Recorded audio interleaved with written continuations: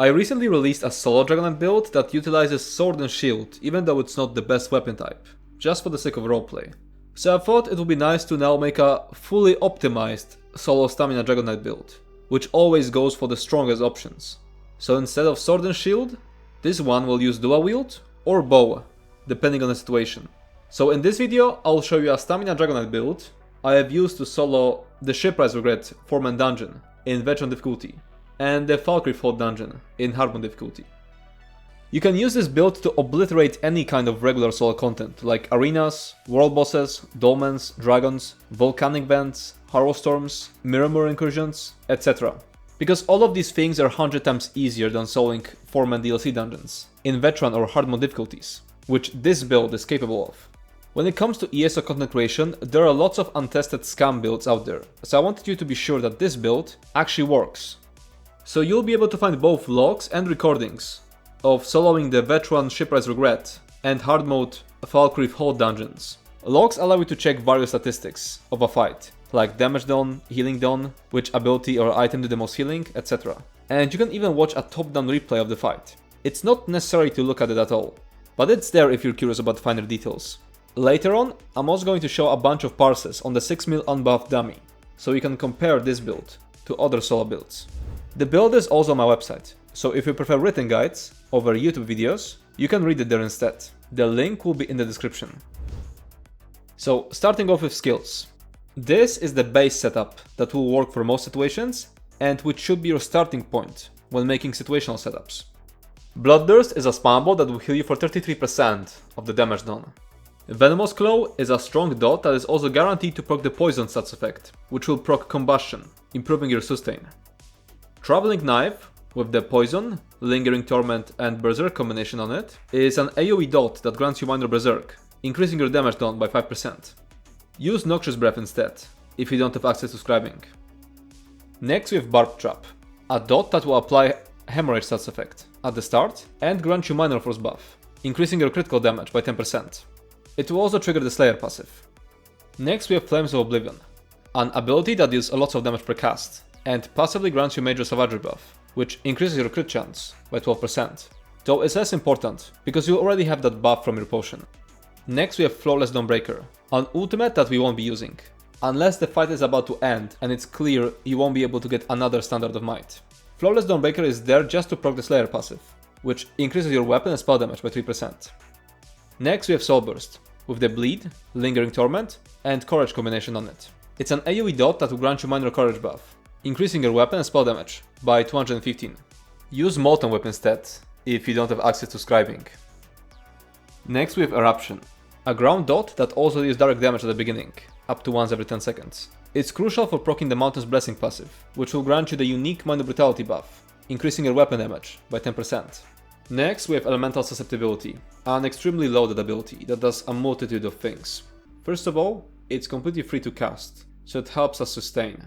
Second, it applies Major Breach, which reduces enemies' armor by 5948, which is a massive damage increase.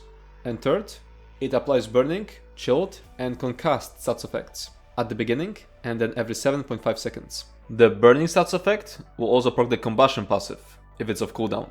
All of these stats effects deal decent damage, but Concussed will also apply minor vulnerability for 4 seconds, increasing enemies' damage taken by 5%. Chilled will also apply minor maim for 4 seconds, reducing enemies' damage done by 5%, and it will also apply minor brittle for 4 seconds, if you were on your ice staff bar, while the chilled effect procced, which is always going to happen at the beginning, when you cast Elemental Susceptibility.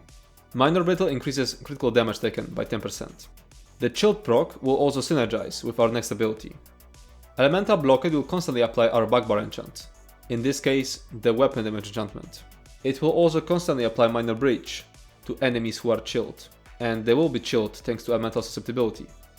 Volatile Armor is a weak dot, but it's a source of major resolve buff, which increases armor by 5948, which provides a lot of mitigation. And lastly we have Standard of Might, an extremely powerful ultimate that deals damage over time, increases all of your damage done, and decreases all of your damage taken. So that was the base setup, but now I'm gonna show you a bunch of situational skills, which you can use to tailor this base setup to specific fights. Soul Burst and Traveling Knife are the first skills that have to go when you need to slot something situational, unless the situational skill specifically says that it's replacing something else. First we have Resolving Vigor. Use it for more difficult fights where the pressure is constant and thus you need the minor resolve. It can also be used as your main source of healing before you obtain the Ring of the Pale Order mythic, or in fights with invulnerability phases where you can't heal with Pale Order. Next we have Silver Leash, a chain ability that you can slot in trash packs to stack enemies and get through them faster. Next we have Ulf's Contingency with the Flame, Gladiator's Tenacity and Force combination on it. It's a replacement for Barb Trap in fights where you need more damage mitigation. It's a delayed AoE damage that also grants you 8% damage reduction for 8 seconds and minor force for 22 seconds, which increases your critical damage by 10%. You should recast it every 8 seconds when under pressure and every 22 seconds otherwise. Having it slotted on your front bar will also trigger the Magicka Controller passive, which will slightly improve your Magicka sustain. Next we have Temporal Guard. Use it for more difficult fights, where you need more damage mitigation. It's an ultimate we can front bar for the passive minor protection, which decreases your damage taken by 5%. It will also trigger the Concentrated Barrier passive. Next we have Revealing Flare. Use it for more difficult fights, where you, once again, need more damage mitigation. It's a skill that passively grants major protection, reducing your damage taken by 10%. It will also trigger the Magicka Aid passive, which increases your Magicka recovery by 10%. Noxious Breath is a strong AoE dot that applies the Major Beach debuff. It's a good replacement for Venomous Claw in AoE fights. Whirling Blades is an AoE spammable, which is a good replacement for Bloodthirst if you want to get through trash packs faster, or if you need lots of AoE damage for some boss fight. Burning Embers is the other morph of Venomous Claw. It deals less damage and costs Magicka, but it heals you for 100% of its damage done. It's unsustainable with Bystat food, but if you've switched to a recovery food, like Orzorga's Smoked Bear Haunch, you can use it in situations where you need more healing. Lethal Arrow is a range spammable, which replaces Bloodthirst when you switch to the range setup. Poison Injection is a ranged single target dot. Use it in fights where you have to keep your distance from the boss majority of the time, so you can't utilize melee dots. Acid Spray is a ranged AoE dot. Use it in ranged fights where you need more AoE damage. Consuming Trap is a very weak dot which replenishes your resources when the affected target dies. It can provide you with a lot of sustain in fights which constantly spawn weak adds. Ballista is a replacement for Standard of Might in fights where you have to constantly kite the boss. Since Bow will be on your front bar, you'll have to swap it around with Flawless Dawnbreaker. Next we have Precognition, an ultimate that breaks you out of some otherwise unavoidable stuns. You'll need it to get around some mechanics which are otherwise impossible or very difficult to solo, like for example Inferno's Hold in Zan the Scalecaller fight. Now let me show you a bunch of examples of how your final setup could look after you apply these situational skills to your base setup. This is a setup with lots of damage mitigation for bosses that hit very hard. This is a setup with chains for dealing with trash packs. It also replaces Barb Trap with Ulf's Contingency. Not because you need the mitigation, but because Contingency is AoE, while Barb Trap is a single target ability. It also replaces Venomous Claw with Noxious Breath, and Bloodthirst with Whirling Blades. Now this is a setup with a good mix of single target and AoE damage, for people who don't want to ever switch their skills. The only change is that Noxious Breath replaces Venomous Claw, because it can be used as an AoE spammable. This is a setup for ranged fights. It replaces Bloodthirst with Lethal Arrow, and Traveling Knife with Noxious Breath. In huge majority of ranged fights, you're still able to apply melee dots, but for fights where you have to stay away from the boss at all times, you should use Acid Spray and Poison Injection instead of Venomous Claw and Noxious Breath. Now moving on to specific bosses. This is a setup I've used when fighting Nazarai in the Shipwright's Regret dungeon. Nazarai hits extremely hard, so Revealing Flare and Temporal Guard replace Traveling Knife and Flawless Dawnbreaker. This is a setup I've used when fighting Stormcross Sailor in the Shipwright's Regret dungeon. Stormcross Sailor has a phase where he takes much less damage, and it becomes impossible to heal off of damaging him through Ring of the Pale Order. During that phase, you'll have to keep up Resolving Vigor's heal over time. This is a setup I've used when fighting Captain Numeril in the Shipwright's Regret dungeon. You have to keep your distance from Captain Numeril and Abominations as much as possible, so this setup replaces all melee skills with ranged ones. Also, this fight consistently spawns low HP adds, which allow you to utilize Consuming Trap. Now, this is a setup I've used when fighting Domehouse the Bloody Horned in the Falkreath Hold dungeon. This fight has lots of adds, so Noxious Breath replaces Venomous Claw. Also, ranged Atronachs in this fight are chainable, so Silver Leash replaces Soul Burst. Now as for rotation, I don't use a static rotation, so this is just a list of priorities. Simply recast abilities when they run out, and follow the list of priorities when there are multiple things to refresh.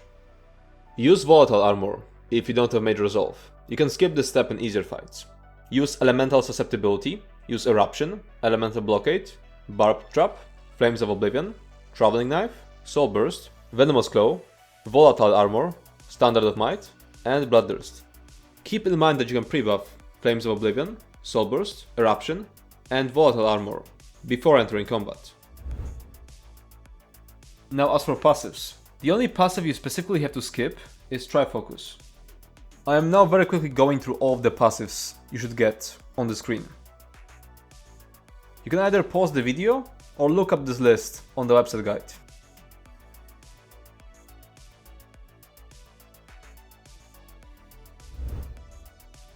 Now moving on to gear. Here's an example of a beginner setup made with just crafted sets. So Order's Wrath, Threads of War, and 2-piece Assassin's Guile. The setup in the table uses only crafted gear, but if you already own parts of the regular setup, which I'll talk about in a moment, like Ring of the Pale Order, you can start using them immediately. If you want to solo some difficult content without Ring of the Pale Order, you will have to add Resolving Vigor to your skill setup. But for the easier stuff, the healing from Bloodthirst will be enough. The weight distribution of the setup from the table is 1 heavy, 5 medium, and 1 light, so that you can start leveling up all your armor skill lines. Once you transition to regular setup, you'll be using 6 medium, 1 light most of the time, switching to 1 heavy, 5 medium, 1 light only against more difficult fights. But you don't have to start with this specific setup. Now I'm gonna show you a bunch of alternatives, which are either crafted, come from Overland, or from dungeons. Simply pick 2 sets that are easiest for you to obtain, or maybe you already have some of them. As for crafted gear, we have the Order's Wrath and Threads of War, which I've already put in the table, but Hunding's Rage is also a decent option. Now as for Overland, we have Mother's Sorrow, which is a light set from the Shan, Back Alley Gourmet, which is a light set from Galen and Iphelon, and Dragonguard Elite, which is a medium set from Southern Elsewhere. Keep in mind that crafted and Overland sets are tradable and can be bought from other players. Now as for dungeon sets, we have Tsogvin's Warband, which is a medium set from Frostvault. We have Aegis Scholar, which is a medium set from Unhallowed Grave. We have Pillar of Nirn, which is a medium set from Falkreath Hold. We have Essence Thief, which is a medium set from Wildgoat Tower. And we have Leviathan, which is a medium set from Crypt of Heart 1 and 2. And there are a few more things I have to mention. For ranged build, replace 2 one-handed weapons with a bow of the same set, with Precise trait and Shock enchant. Use training traits if you're still leveling. If you're already at max level and have enough champion points, you can instead use Divines and Reinforce on a chest piece. For Overland content, you don't need as much penetration, so you can replace maces with daggers. For Overland content, you don't need as much penetration, so you can replace Ice Staff with Inferno Staff. Now we're moving on to the regular gear setup, which is going to be your ideal gear for the majority of content. So Ansu's Torment, Essence Thief, Ring of the Pale Order, Crushing Wall, and 1-piece Slime Crow. If you want to switch to a situational set, it's best to replace Ansu's Torment, especially since most good situational sets also provide Minor Slayer. Essence Thief provides a lot of sustain, so replacing it only makes sense in fights where you can't retrieve the Essence Thief pool, like for example in any dragon fight. Without Essence Thief, you might have to heavy attack once or twice, before Standard of Might will replenish your stamina with Battle Roar. So the first situational set is Suzanne's Torment, the best set for trash packs and for bosses that regularly spawn smaller adds. Next is Arms of Reliquan, best for easier single target fights. It does a lot of single target damage, but this damage doesn't heal you through Ring of the Pale Order.